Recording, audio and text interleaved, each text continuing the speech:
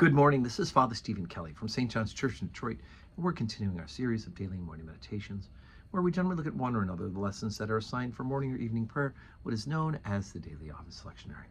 Today for Saturday, let's continue our way through St. Mark's Gospel, the 4th chapter. Jesus is teaching about the kingdom of God. What does it mean to be a member of the kingdom of God? What is the kingdom of God? Well, Jesus is trying to teach us this in this part of Mark's Gospel. Chapter 4, beginning at verse 30. And he said, "Whereunto shall we liken the kingdom of God? Or with what comparison shall we compare it?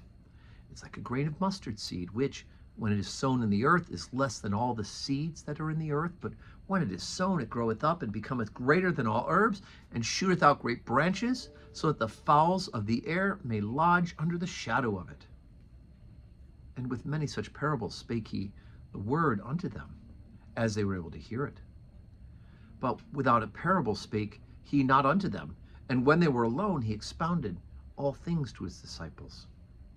On the same day, when the even was come, he saith unto them, "Let us pass over into the other side." And when they had sent away the multitude, they took him even as it were in the ship, and there was also with him other little ships.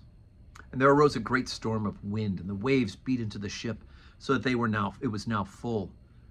And he was the hinder part of the ship, asleep on a pillow. And they awake him and say unto him, "Master, carest thou not that we perish?" And he arose and rebuked the wind, and said unto the sea, "Peace, be still." And the wind ceased, and there was a great calm. And he said unto them, "Why are ye so fearful? How is it that ye have no faith?"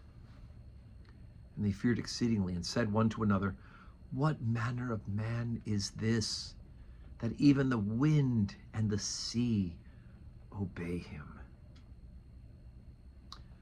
Okay, so it's interesting that Mark, he gives one great example of what the kingdom of God is like, right?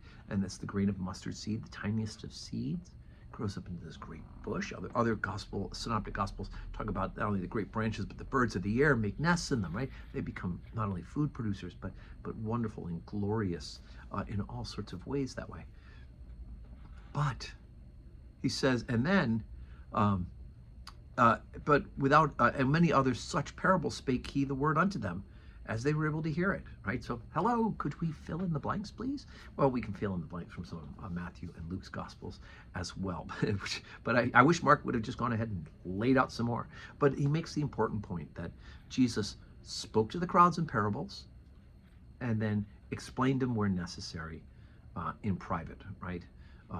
So he expounded all things to his disciples. He explained to the inner groups of people what those meant.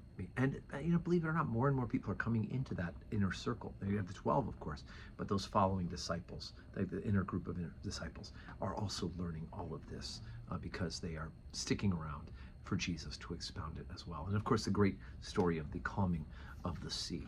And all the Gospels have at least one story of this. And one of the other Gospels talks about Peter walking on the water, not recorded for us. Maybe Peter was embarrassed that he had little faith and almost fell through, right? Holy cow, right? He started to drown because he lost his faith. Not in this part of the story, right? So maybe he didn't tell that part to Mark. Left that part out. Who knows? We'll see what else comes on it. Anyway, so today is Saturday, and we of course have worship tomorrow. No public worship today at St. John's, but we are going to worship tomorrow. 7:30 morning prayer, 8 o'clock Holy Communion, and I'll be the celebrant at the 8 o'clock service. There's a 10 o'clock service, and Dr. Bonnie Perry of the diocese will be here for that. And then it's our triennial, every 3 years, our official visit from the diocese.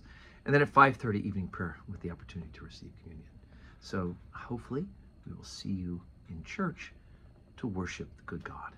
And may God grant you a Saturday that is full of blessings.